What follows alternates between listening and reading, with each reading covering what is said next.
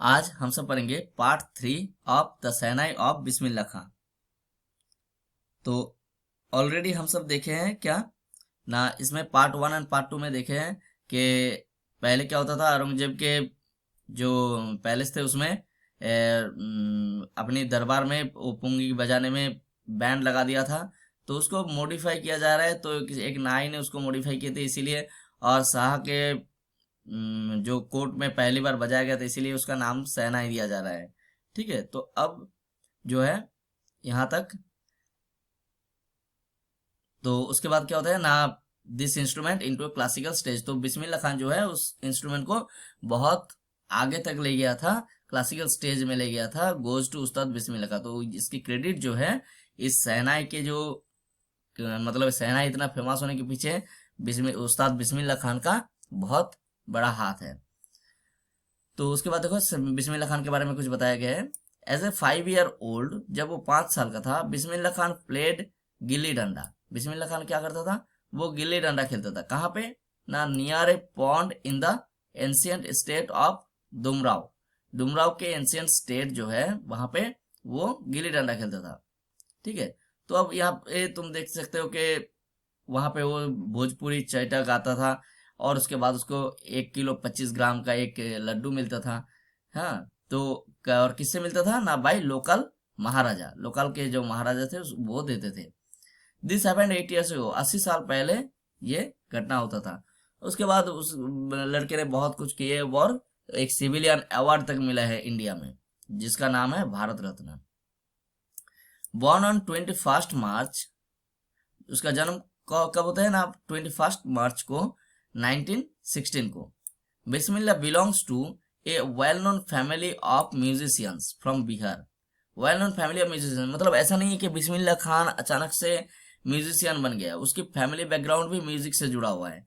तो his grandfather, उसके जो दादाजी थे, हिज ग्रैंडफादर रसूल बख्श खान, रसूल बख्श खान जो था वो क्या था, was the shehnai nawaz, shehnai nawaz of Bhojpur king's court. Bhojpur king's court के राजा की कोर्ट के सैनाई नवाज था, मतलब सैनाई बजाता था। ठीक है, his father his father Paigambar Bakhsh and other paternal ancestors were also great shehnai shehnai players. उसके जो बाकी जो पिताजी के जितने भी सारे एंसेस्टर थे, मतलब पूर्वज, ठीक है, वो सब भी बहुत ही बड़े सैनाई प्लेयर थे। अब बहुत ही बड़े सेना प्लेयर थे, मतलब ऐसा नहीं कि बिस्मिल्लाह खान के जैसा।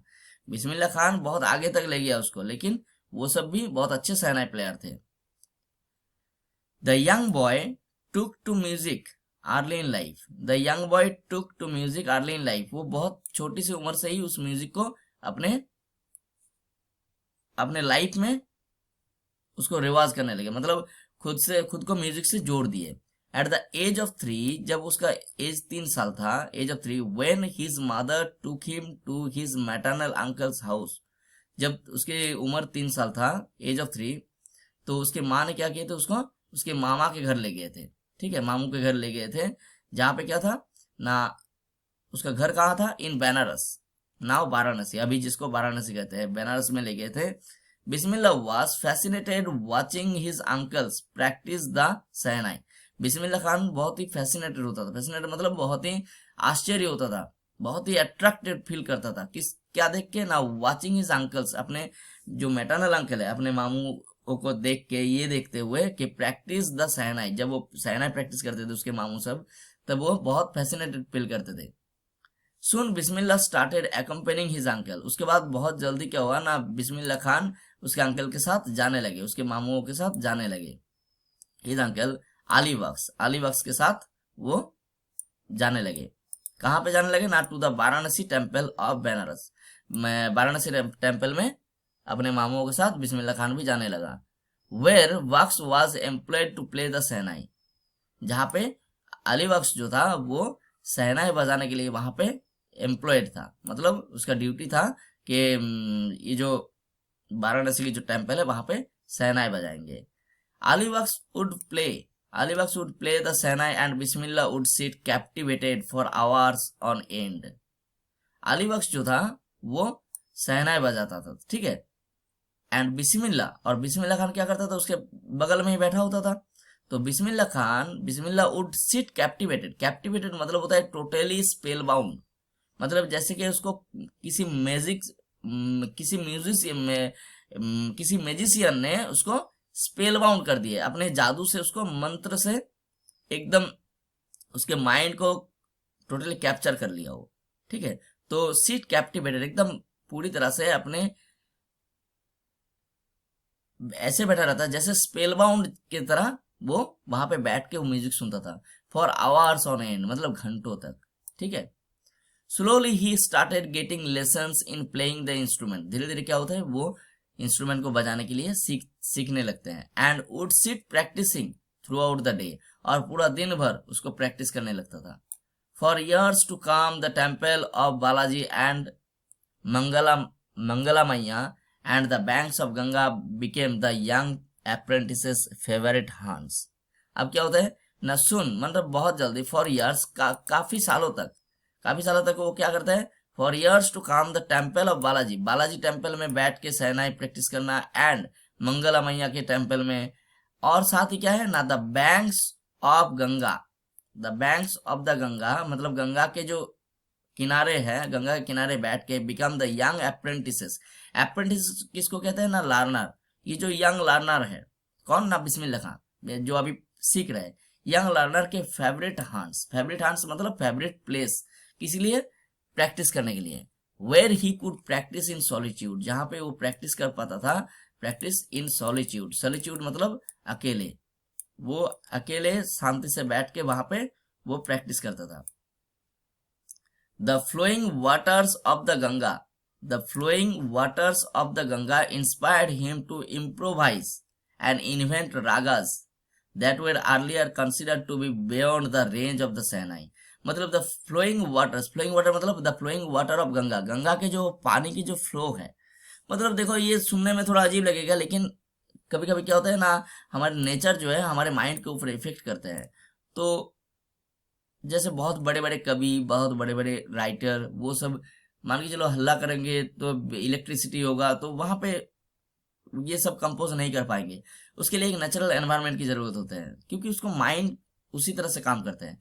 तो द फ्लोइंग वाटर जो है, वाटर का जो गंगा के जो फ्लो है वाटर का, वो उसको इंस्पायर करता था to improvise and invent ragas, तो उसको मॉडिफाई और साथ ही रागस क्या होता है ना, धुन को क्रिएट करने में, मतलब किस तरह से बजाया जाए, एक धुन होता है, हर एक चीज के एक धुन होता है म्यूजिक के, तो उस धुन को वो क्रिएट करते थे, बनाते थे अपने से, जो क्या था ना, that were earlier considered to be beyond the range of the shehnai, जो पहले सोचा जाता था कि इस तरह के म्यूजिक जो है, इस तरह के राग इस सहनाई से कभी भी नहीं बजाया जा सकता। तो वही सब बिस्मिल्लाह खान उसमें क्रिएट किए। एट द एज ऑफ 14, जब 14 साल की था, बिस्मिल्लाह accompanied his uncle to the Allahabad music conference. Bismillah Khan Allahabad music conference में अपने अंकल के साथ जाते हैं। अंकल मतलब यहाँ पे ध्यान रखना कि उसके maternal uncle Ali Bakhsh.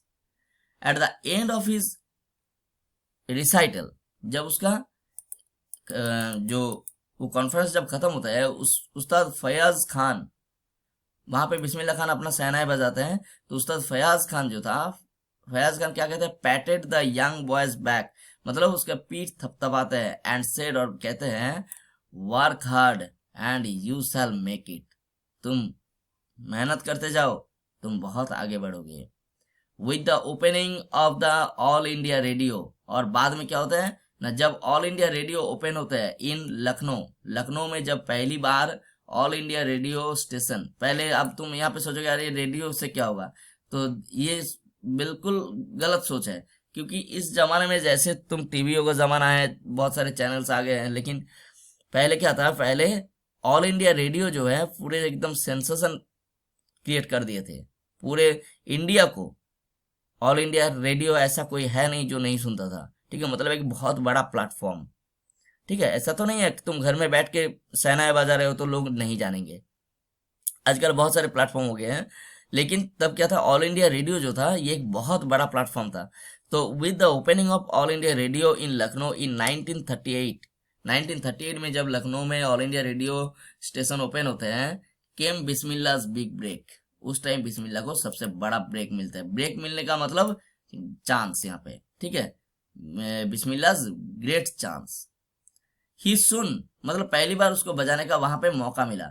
He soon became an often heard shehnai player on radio. उसके बाद क्या होता था, he soon became an often heard, often heard मतलब हमेशा से, हमेशा ही।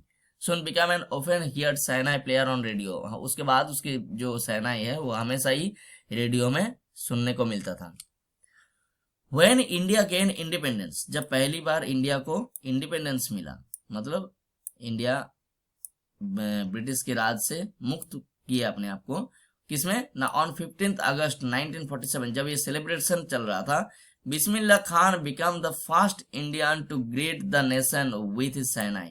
बिस्मिल्लाह खान एक ऐसा इंसान है, बिस्मिल्लाह खान ऐसा म्यूजिक प्लेयर है जो पूरे इंडिया को ग्रीट किए थे। मतलब ग्रीट करने का मतलब ईयर ही क्या क्या बोलते उसको, पूरे इंडिया को जो है वो ग्रीट किए, ग्रीट द नेशन विथ शहनाई, मतलब अपनी शहनाई की आवाज से पूरे नेशन को, मतलब पूरे इंडिया को उसने मतलब ग्रीटिंग्स किए, मतलब जैसे कि लोगों का आह्वान करना, या फिर सॉरी आह्वान नहीं बोलूंगा यहाँ पे, लोगों के सामने प्रेजेंट किया अपने म्यूजिक को, और पूरे इंडिया को उसने ग्रीट किए। ही पोर्ड हिज हार्ट, उसने क्या किया, अपने हृदय को पोर, पोर मतलब तुम सब शायद मान के चलो एक ग्लास से पानी लेके डाल रहे हो, तो इट मीन्स पोर, ठीक है, you are pouring the water. तो हियर ही पोर्ड मीन्स वो पूरी तरह से अपने डाल दिया, क्या डाल दिए ना, हिज हार्ट, अपने हृदय, आउट इनटू राग काफी, तो किसमें अपने हृदय को पूरी मतलब जी जान लगा के पूरे हृदय से उसने क्या बजाया ना, राग काफी को। From the red fort, red fort से उसने अपने शहनाई से पूरे भारत, पूरे इंडिया को, इंडिया के लोगों को उसने ग्रेट किया, किससे ना, राग काफी से, और अपने हृदय से पूरा एकदम, पूरे हृदय के एकदम पूरी तरह से उसमें डाल दिए। To an audience which included, और रेड फोर्ट से कौन से ऑडियंस को, पूरे ऑडियंस को सुनाए वो अपने शहनाई का म्यूजिक। उस ऑडियंस में और कौन कौन था, बहुत महान व्यक्ति भी थे, इंक्लूडेड पंडित जवाहरलाल नेहरू थे, who letter gave his famous, जो उसके बाद शहनाई बजाने के बाद जो अपनी फेमस स्पीच दिए थे, tryst with destiny speech, trust with destiny speech, जो वो फेमस स्पीच था वो दिया था रेड फोर्ट से। Bismillah Khan has given many memorable performances both in India and abroad. Bismillah Khan जो है बाद में बहुत सारे परफॉर्मेंस दिए थे, कहाँ कहाँ ना, इंडिया में एंड अब्रॉड में। His first trip abroad was to Afghanistan, where King जाहिर शाह, उसकी जो पहला ट्रिप था, ये तुम्हें यहाँ पे क्वेश्चन आ सकता है कि what was Bismillah Khan first trip ना, his first trip abroad was to Afghanistan, वो कहाँ पे था ना, अफगानिस्तान पे था। वेयर, जहाँ पे किंग जाहिर शाह, यहाँ पे राजा कौन था ना, किंग जाहिर Shah, was so taken in by the Maestro, Maestro मतलब वो जो शहनाई बजाने वाला, ठीक है, उसको मैस्ट्रो कहते हैं, मतलब उसका मास्टर। तो उसका जो किंग था, किंग जाहिर शाह, वह सो टेकन इन मतलब सो फैसिनेटेड, मतलब इतना चार्म हो जाता है उससे, by the Maestro that he gifted him, तो बिस्मिल्लाह खान को गिफ्ट किए थे प्राइसलेस पार्सियन कारपेट्स, एक कारपेट दिया था, पार्सियन मतलब पार्सियन कारपेट, एक कारपेट गिफ्ट किया था जो प्राइसलेस था, मतलब उसके प्राइस जो है तुम खरीद नहीं पाओगे। अब तुम में से कुछ बच्चे सोचेंगे कि अरे एक कारपेट का कितना कीमत होगा, तो तुम सब अगर राजस्थान गए होंगे, अगर राजस्थान जाओगे, मैंने खुद देखा राजस्थान में जो उसमें एक एल्बर्ट हॉल नाम का एक जगह है जहाँ पे म्यूजिक बजाया जाता था, म्यूजिक के मतलब म्यूजिशियंस के लिए ही वो जगह है।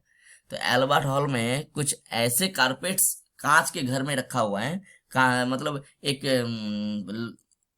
बड़े बड़े कांच के जो डेस्क है, एक मान के चले एक बहुत बड़ा वुडन डेस्क है, उसके ऊपर कांच से पूरा घेरा बना हुआ है, उसके अंदर ये कारपेट्स, कुछ कारपेट्स रखे हुए हैं। वो कारपेट जो है देख के तुम्हें हैरान हो जाओगे कि इसकी प्राइस जो है वो हम सब सोच नहीं सकते हैं।